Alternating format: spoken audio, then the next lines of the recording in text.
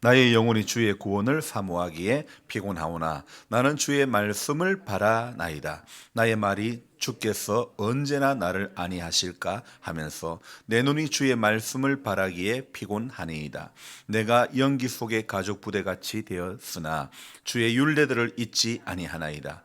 주의 종의 날이 얼마나 되나이까. 나를 핍박하는 자들을 주께서 언제나 심판하시리이까. 주의 법을 따르지 아니하는 교만한 자들이 나를 해하려고 웅덩이를 팠나이다.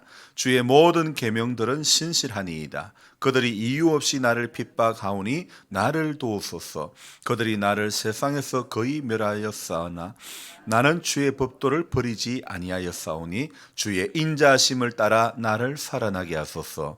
그리하시면 주의 입의 교훈들을 내가 지키리이다. 아멘. 자, 이제 들어봅시다. 추운 일기 가운데 오늘도 새벽에 나오신 여러분들 감사하고 환영합니다. 믿음 없는 사람에게는요, 고난이 어떤 경험을 어떻게 말을 하느냐. 믿음 없는 사람들은요, 고난을 당하면 재수 없다. 그래 이야기를 합니다. 근데 우리는 재수 없다 이런 차원의 그게 아니죠.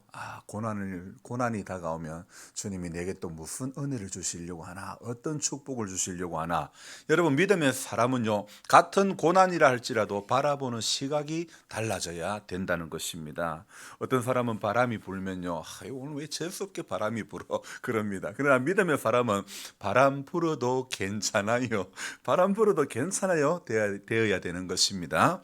오늘 믿음의 사람들은요, 예기치 않는 고난이 있다고 하더라도 오늘 이 시편 119편의 시인처럼 고난 당하는 것이 내게 유익이다 이렇게 말할 수 있어야 되는 것 아닐까요? 왜냐하면요, 고난은요, 우리에게 하나님의 말씀을 가르쳐주는 좋은 학교가 되기 때문입니다. 여러분, 고난, 여러분 어려움, 여러분 평탄한 가운데 붙들리고 어려움이 없고 고난이 없으면 하나님 찾을 사람이 과연 얼마나 되겠습니까? 인생이 건강하기만 하다면 새벽에 나와가지고 기도할 사람이 얼마나 있겠습니까? 여러분, 인생에 배고픔이 없으면 하나님 찾는 사람이 그리 많지 않을 것 같아요. 그래서 우리는 이 고난이 하나님의 말씀을 가까이 할 수 있는 좋은 학교가 되기 때문에, 그래서 고난 중에 말씀을 배워가지고 사람이 변화되는 거예요. 어떤 것이 사람을 변화시키는 것이 아니라 고난 중에 하나님의 말씀을 배우니까 사람이 바뀌어지는 겁니다. 그래서 시인은요, 이렇게 고백했죠. 고난 당하기 전에는 내가 그릇 행하였더니 고난 당함으로 말미암아 나는 주의 율례를 배웠나이다. 이렇게 말씀하는 거 아닙니까? 그래서 고난으로 인해서 말씀을 지킬 수 있다면, 고난으로 인해서 기도하는 자리에 나왔다면, 고난으로 인해서 예배하는 자리에 나올 수 있다면, 여러분, 그 고난은 축복이라는 사실입니다. 결코 고난이 아니라는 것입니다. 그래서 이런 게 은혜고 이런 게 축복 아닙니까? 인생 살면서요, 아무리 고난이 또 있는, 또 누구나 고난을 당할 수밖에 없다고 할지라도 고난 중에 있어도 주님은 우리를 선대하신다.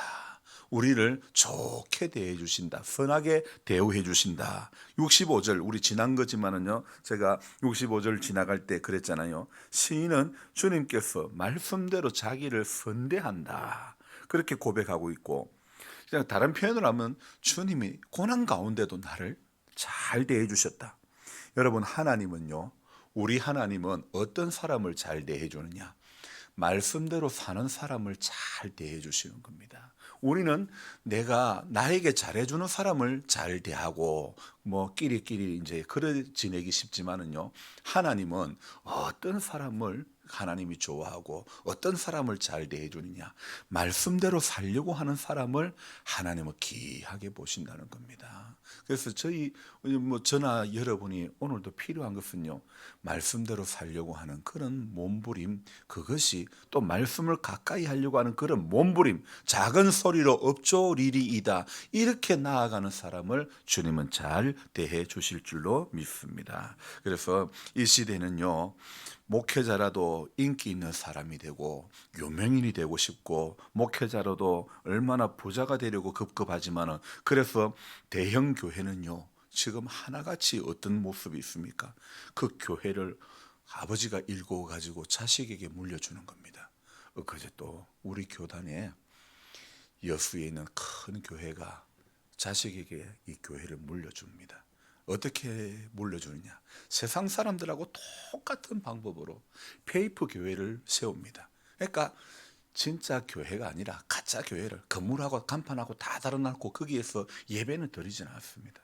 그리고 이 가짜 교회, 페이퍼 교회를 세워가지고 아들을 거기에 담임 목사로 세워놨다가 얼마 있다가는 이 본교회랑 합병을 하는 겁니다. 그리고 담임 목사가 앞에서 가시면 예 하시오, 아니면 아니요 하시니까 그때 면전에서 대놓고 아니요 어떻게 합니까? 전부 다 아무 말 안 하니까 통과, 그렇게 되는 거 아닙니까?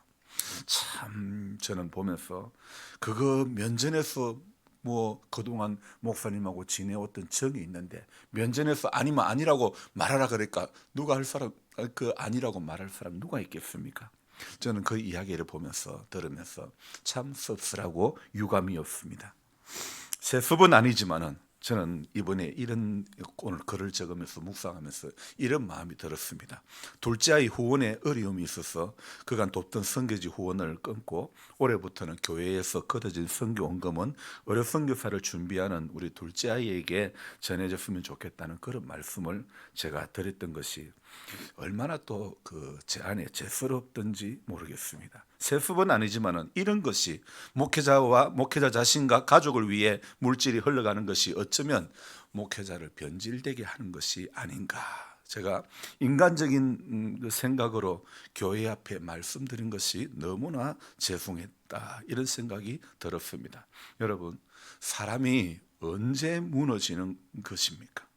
여러분, 사람이 신앙에 병이 드는 거요, 언제나 병이 들고 무너지는 것은 작은 틈이라는 겁니다. 그러니까 대단한 것에 무너지고 대단한 전투에 패하는 거 아닙니다. 여러분, 구약 성경에 보면요, 하나님과 함께 하니까 말도 안 되게 정말 무너뜨릴 수 없는 여리고 성도 말도 안 되는 방법으로 무너뜨리지 않았습니까? 하루에 한 바퀴 돌고 마지막 날에 7바퀴 돌면서 소리치니까 그 난공불락의 성이 무너지지 않았습니까? 그 말도 안 되는 방법으로 무너뜨리는 것이, 전쟁에서 이기는 것이 하나님의 방법, 하나님의 일 아닙니까? 하지만 여리고성을 무너뜨렸던 인간의 기고만장함은 작은 아이성 앞에 무너지고 마는 것입니다. 인본주의, 황금 우상이 오늘 우리 교회 앞에 세워지고 기복주의에 맞물려 가지고 성도들이 하나님의 은혜로 사는 것이 아닌 세상에서 성공하기 위해서라면 수단과 방법을 가리지 않고 기독교가 개독교가 되어도 회개는 없고 하는 말들이 교회만 탄압한다고 얼마나 코로나 이후에 정부를 욕하지 않았습니까? 백신 접종 여부로 여러 곳에 출입이 제한되어 저도 때로는 이해는 안 되지만은, 그러나 이 말도 안 되는 상황을 헤쳐가려고 하는 질본의 그 노력이고 정부의 노력이라고 생각하지는 못하고 단지 우리는 우리의 예배만 이렇게 방해된다고, 우리 예배에 한해서만 국한해서 정부에서 하는, 질병관리본부에서 하는 이 모든 일들을 그렇게만 생각해가지고 얼마나 어리석고 이기적인 생각으로 대하고 그렇게 느껴오고 말하고 불평하고 그렇게 해오지는 않았는지요.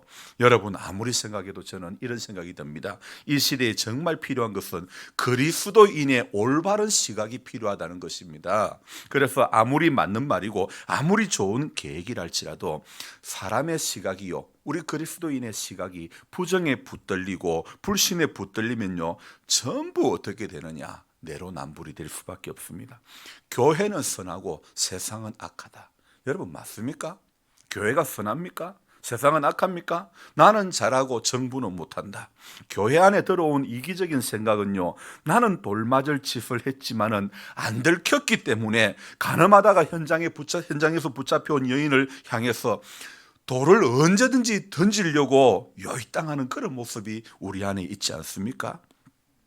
며칠 전에요, 102세대는 우리 철학자인 김영숙 교수님이 크리스찬 투데이라고 하는 거기와 이렇게 신년 대담에서 한국 교회의 미래를 전망하는 한편 올해 치루어질 대선을 앞두고 그리스도인들이 지도자를 뽑는 기준을 어디에 두어야 할 것인가 이렇게 말씀을 한 적이 있는데, 아주 이 교수님은 120세 되는 그 교수님이 명확하게 이렇게 제시를 해 주었습니다.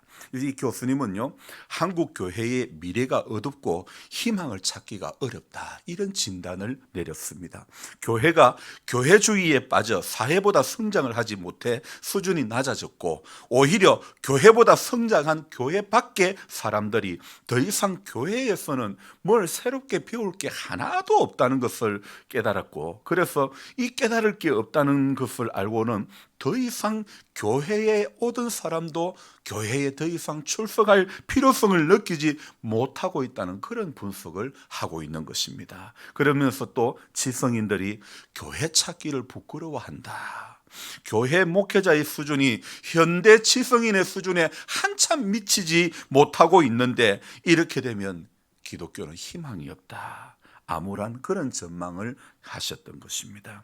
여러분, 교회가 자기 폐쇄적인 그런 교회주의에 빠져서 사회와의 소통을 이렇게 활발하게 전개하지 못한 그런 탓에 오늘날 교회들은 전부 성장이 둔화되었고, 결국 오늘날 교회는요, 사회와 견주어 볼 때 교회 수준이 한참 못하다, 이렇게 진단으로 내려진 것이죠.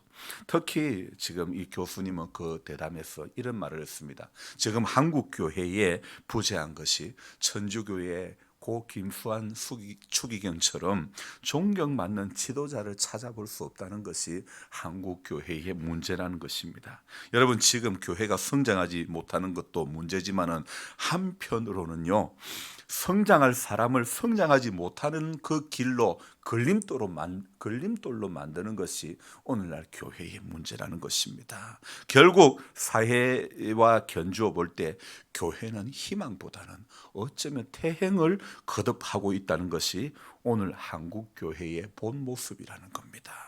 그 근본 원인을 교수님은 바로 교회주의에서 찾았다는 것, 이른바 개교회 이기주의라는 겁니다. 그러니까 개교회 이기주의로도 설명될 수 있는 이 교회 지상주의 때문에 정작 예수님은 교회를 한 번도 걱정한 일이 없는데, 그것은 바로요, 목적이 교회가 아니라 우리 주님은 공생의 사역을 하면서 교회에 대한 걱정은 한 번도 한 적이 없고, 우리 주님은 목적이 하나님의 나라였다는 것입니다. 그러니까 여러분, 지금 한국 교회는 어떻습니까? 목적이 하나님의 나라가 아니고 한국 교회는 목적이 교회가 되어버렸다는 것입니다. 목적이 교회 부흥이 되고 목적이 교회가 잘 되는 거, 이게 목적이 되어버렸습니다. 여러분, 그러다 보니까 목적이 교회 부흥이고 목적이 인기이고 하다 보니까 어마무시한 돈을 들여가지고 예배당을 얼마나 화려하게 짓고, 그런 거에 예배당 꾸미기에는 얼마나 빚을 내서 빨랐던지 모릅니다. 여러분, 교회가 이 교회주의에 빠지면 기독교의 목적이 무엇인지 교회 가면 자꾸 잃어버리게 되는 게 지금 한국 교회의 형태 아닙니까?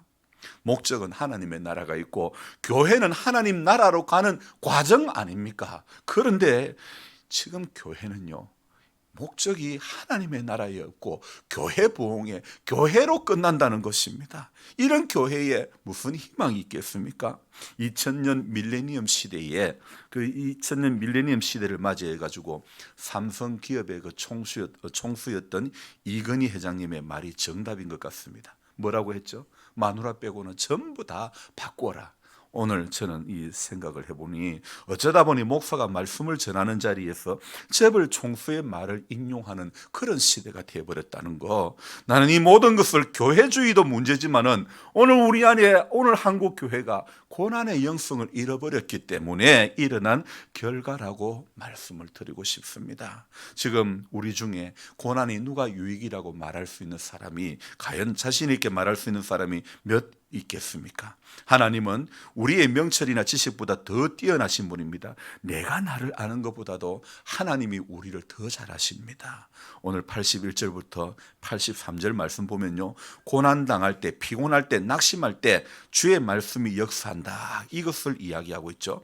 고난 중에 말씀을 사모하는 것이고, 시인은요, 고난의 날이 길어가지고 지금 지쳐 있지만은 그러나 주의 구원이 늦어지자 83절에 어떤 고백을 하고 있습니까? 내가 연기 속의 가죽 부대같이 되었으나, 내가 연기 속의 가죽 부대같이 되었으나, 그리고 이후에 뭐라고요? 주의 율례를 잊지 아니하나이다. 이 말은 고난 중에 참 눈이 피곤하고, 고난 중에 참 삶이 피곤하고 삶이 어렵고 팍팍하지만은 그러나 그는 주의 말씀을 바랐다. 82절에도 뭐라고요? 나의 말이 주께서 언제나 나를 아니하실까 하면서 내 눈이 주의 말씀을 바라기에 피곤하니이다. 말씀을, 내 눈이 주의 말씀을 바라기에 피곤하지만 그래도 그는 하나님의 말씀을 믿고 피곤을 극복했던 것입니다. 84절부터 88절에 보면요, 주의 법을 따르지 않는 원수가 이렇게 무엇을 합니까? 웅덩이를 판 겁니다. 자, 85절에 보니까 주의 법을 따르지 아니하는 교만한 자들이 나를 해하려고 웅덩이를 팠나이다. 지금 웅덩이를 팠다고 했죠, 그죠? 시인을, 이유 없이 시인을 핍박합니다. 시인을 죽이고자 했습니다.